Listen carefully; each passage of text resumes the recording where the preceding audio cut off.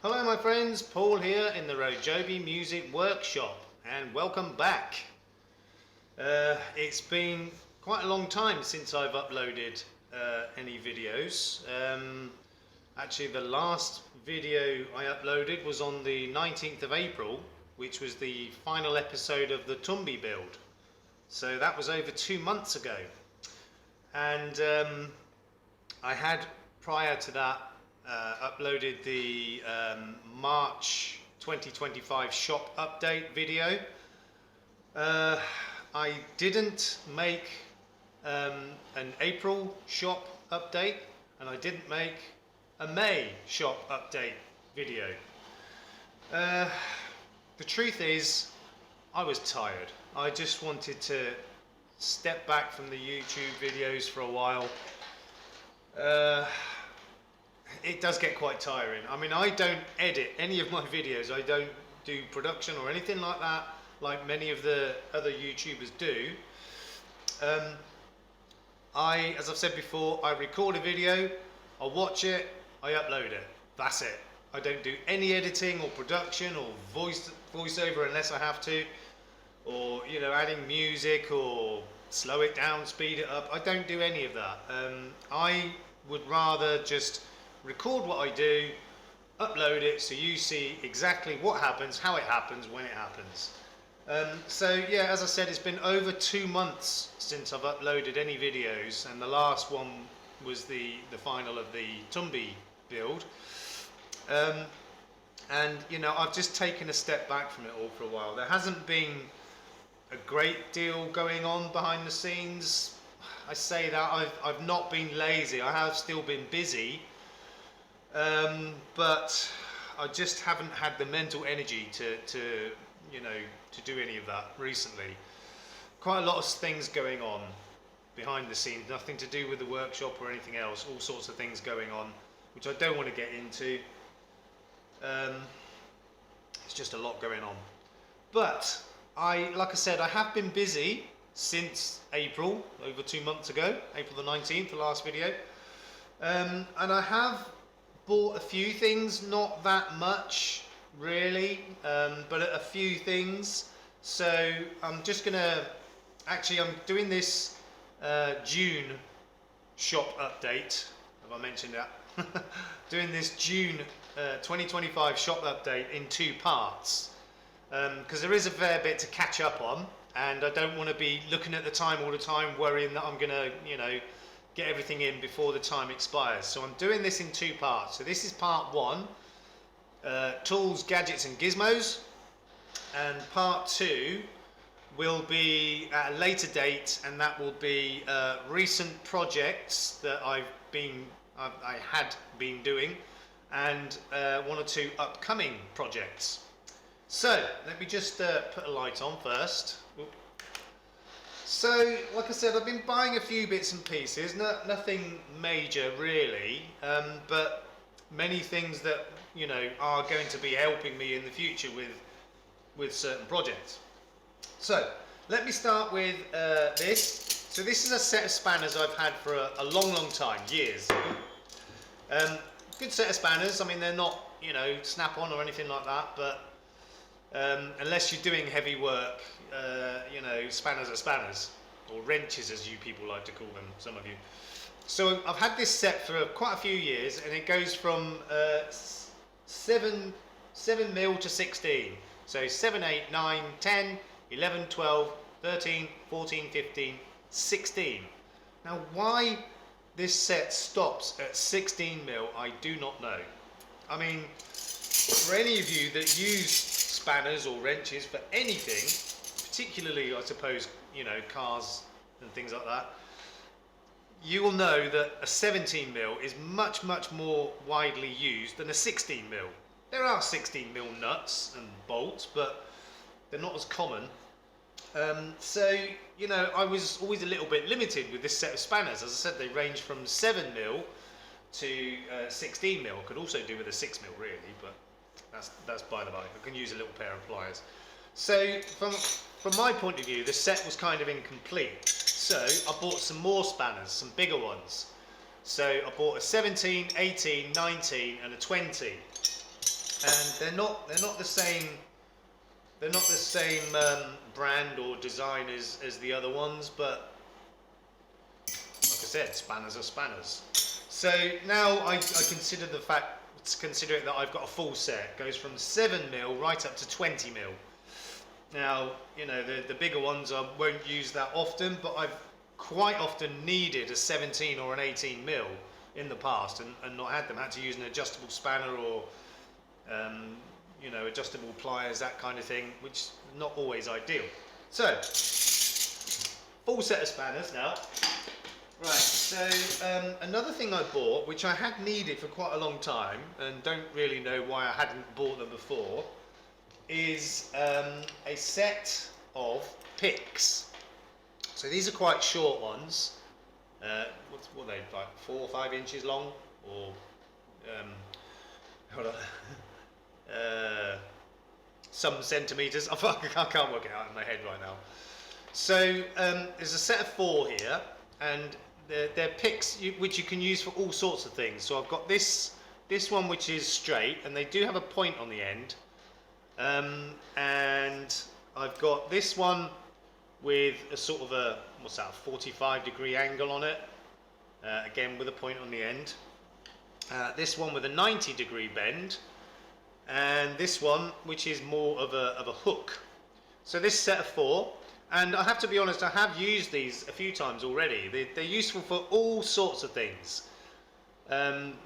You know, people who work on cars and bikes even will probably have a set of these, probably more than 4, but they're really, really useful for all sorts of things. For example, the other day I was having to put a shim under the saddle of a ukulele, and I actually made 4 different shims, 4 different thicknesses, and I was trying each one to see which one worked.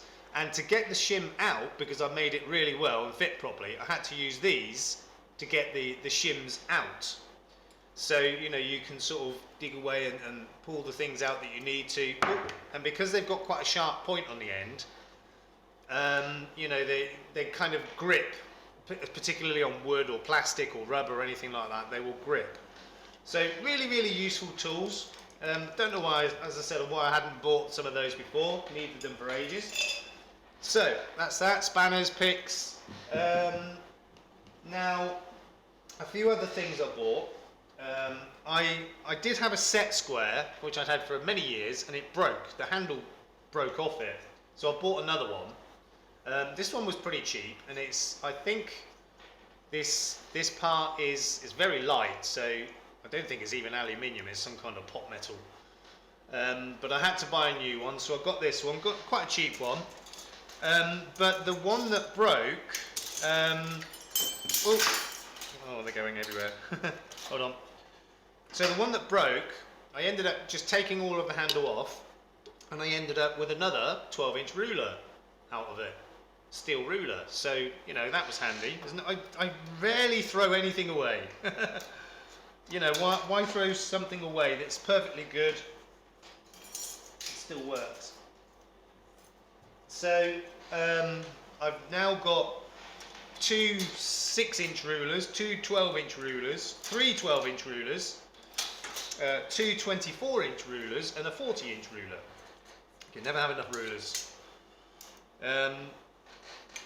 So, yeah, so I salvaged that, and that gave me an extra 12-inch ruler, but, you know, things like this.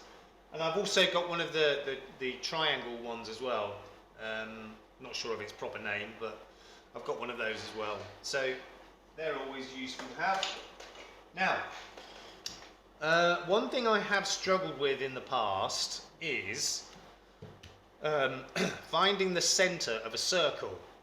I know there are many, many ways you can do it. Some of them are really, really simple. I've tried a couple of different methods. I'm not always happy with them. So I bought this gizmo. And this is a circle center finder. So you've got a hole right in the middle, and I think these holes are 4mm, and they go out, you know, right the way to the edge, and they're in from here, they're 10mm increments. So, you know, 1001 uses for these, but for me, the main thing for this, you see you've got all the circles around it as well. That's going to be the main use for this for me. But you can also, you know, use it to draw circles. You put like a point in the middle on your paper or your wood or whatever, and then a pencil through here and spin it round, draw a perfect circle. So, you know, quite a few decent uses for that. But for me, as I said, the main thing is to find the centre of a circle, which is obviously there. So, useful bit of kit that. I'm just going to put that back in the sleeve that I always keep it in, because it's only plastic and it can easily get, you know, broken. So that's that. Okay. Oh, excuse me. Now, another thing I really needed was more of these. So this is a wooden clamp, although it's got the metal bar there. And these are excellent for attaching guitar bridges. Now, I've only got one of these, and I wish I had more because they're really good. But in Thailand, they're quite hard to find. I found one, and it's really expensive, and I'm not prepared to pay that money for a clamp, you know. But I did need more of these, so I bought these ones, which are they've got a deep, not such a deep throat as this one. You see, this one has probably got an extra 2-inch throat on it. So this one is great for guitars. These are perfect for ukuleles. I've used these a couple of times already, attaching bridges to ukuleles. They're really good for that. They're not big enough for guitars. But I've got with this and my, you know, proper bridge clamps, of which I've got 3, I've got enough to do, you know, guitars. I can get by. I would prefer some more of these, but they're not urgent. But I didn't have anything that was suitable for ukuleles. This one's too big, and all the other ones I had were too small. They didn't have enough reach. But these ones for ukuleles are absolutely perfect. So that's that. And on the subject of ukuleles, which I'm going to come to more in part 2 of the June 2025 shop update, I have built a couple of ukuleles, hence the need for those bridge clamps, and the picks. I was talking about, you know, the shims in one of the underneath the saddle of one of the ukuleles.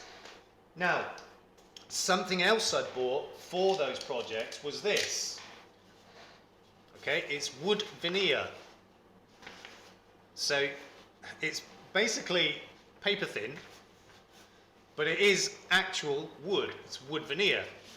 You know, I'm not going to explain it because anyone who knows what wood veneer is, it doesn't need to be explained. It's basically a very thin slice of wood, and this is actually, it's fabric backed. It's, you know, it's quite a sort of rough texture. So, you know, you literally glue this onto wood for a nicer finish. You see it's got quite a nice grain on it. So I bought like, I don't know, about 4 or 5 meters of that. And I have used some of that already. Like I said, I will show in part 2 of the shop update. And that was cheap. That was really cheap. But it seems to be pretty good quality. So I'm happy enough with that. Okay, a couple of other things. Let me just check my list. So we've done picks, spanners, veneer, clamps, that and that. Circle, centre, square. Okay, so they've got 3 more things to show. So this one is a table vise, or I use it on my pillar drill. So, you know, and I often use it actually on the workbench as well for working on nuts and saddles and my scrapers, my handmade scrapers. So it's got decent weight to it. It's all obviously solid steel. So I use this on my bench here quite often, but also use it on my pillar drill, that kind of thing. And that was relatively cheap and really handy. I wanted one of these for quite a while as well, so now I've got one. Okay, so 2 more things. Now, I've got, as many of my viewers will know, I've got a router, and I also bought an adapter to turn it into a table router.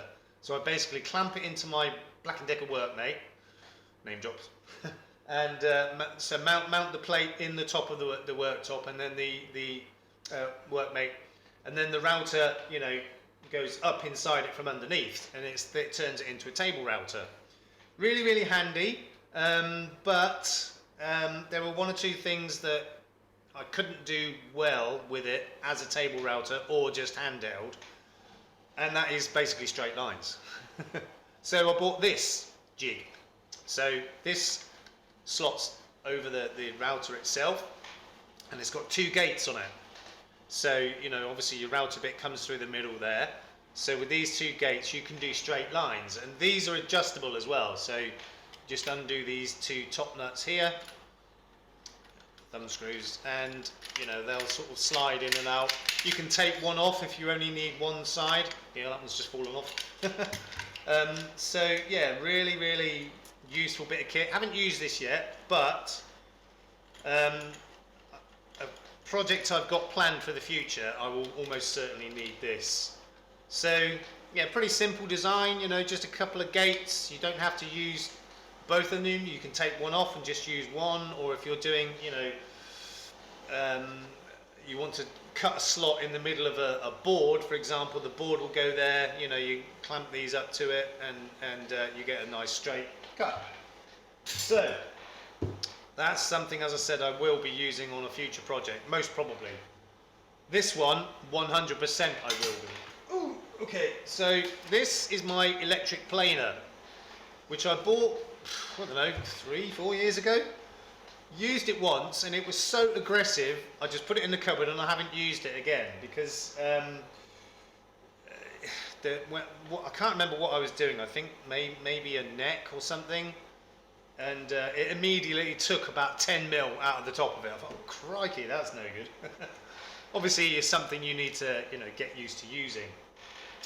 So what I bought for it was this bracket, okay, which turns it into a table planer. Okay, so much easier to use that way. So, you know, it just stands on this. It comes with the bolt to put it through. All of these planers have a hole that goes right the way through the body there. So you put that bolt through there, and then there's a bracket at that end that just holds the handle end. It's not bolted on there. It just sits on it. And I also had to make this extraction bag as well, so I didn't have one for it. So, you know, that turns it into a table planer, much easier to use, easier to control. And, you know, just like all planers, it's got the adjuster on here for the foot plate up and down. So that is something I will definitely use, because that's something I've needed in the past. Like I said, that's why I bought the planer. And the first time I used it, it took off, like I said, about 8 or 10 mil of material straight away. I was like, oh my god. So the project I was doing with that was ruined immediately, so I had to, you know, to start it again, and I decided not to use the planer. And I haven't used it since, but I have had a need for a thickness planer, basically. I mean, I've got my homemade thickness sander, which is great, works absolutely brilliantly for what it is. But it's a thickness sander, not a thickness planer. So if you want to take off, you know, a lot of material, you need something like this. And the thickness sander is kind of, you know, fine tunes it. It is a sander. It's not a planer. It's not a cutter of any sort. So, you know, having that rig will really help me with, again, future projects where I need to take off a lot of material. I could have really done with that in the past when I've made necks for instruments. That would have speeded things up a bit. But I do like working by hand anyway. But sometimes, like I said, making necks, if you've got like a bit of 4x2 or something, you're making a neck out of, it can be very time consuming. So, you know, that jig will really speed some of those jobs up. Okay, so most important thing, coffee. Right, so that's pretty much it for tools, gadgets and gizmos over the last couple of months, really. There are a few other little bits and pieces, but nothing that's that interesting or worth mentioning. These are the important things that, you know, really will help me in future projects. So as I said, that's it for tools, gadgets and gizmos and part 1 of the June 2025 shop update. And part 2, which will be coming out in a couple of days, 2 or 3 days, is going to be focusing on recent projects, i.e. the ukuleles, etc. And I'll be talking about at least one upcoming project, possibly 2 or 3, but definitely one anyway. So that will be coming in part 2. Hope you're enjoying these videos. I'm going to get back into it now. Now I've had a bit of a sabbatical for a couple of months. Like I said, I've not been lazy. I've been really busy. Haven't stopped. I never do. Yesterday I spent the entire day cleaning and tidying my shop and my workshop after those projects I've done. Everything was an absolute mess. So I spent the entire day yesterday clearing up, and I'm happier now, although it won't last long. Okay, so as I said, coming up in part 2, recent and upcoming projects. So, in the meantime, please look after yourselves, look after each other. We will see you soon. Peace out.